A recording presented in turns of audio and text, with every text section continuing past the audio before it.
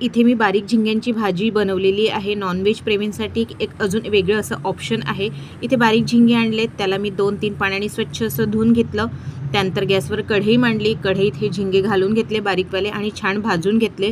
भाजण्याचा उद्देश असा की याचे ज्या मिशा वगैरे असतात त्या सगळ्या जळून जातात आणि व्यवस्थित असे साफ होतात. तर कढईला आणि चमच्याला बघा झिंग्यांच्या मिशा वगैरे जे आहे मिशा ते सगळे चिकटून गेलेल्या आहेत.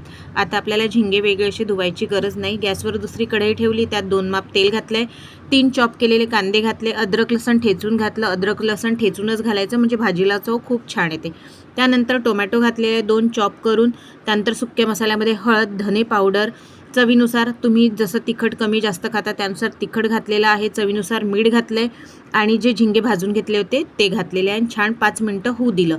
त्या 5 मिनटं झाल्यानंतर पाणी घातलंय. तुम्हाला रसा जसा घट्ट पातळ त्यानुसार करून घ्यायचा. कोथिंबीर घालायचं आणि भाजी सर्व्ह करायची. तर कशी वाटली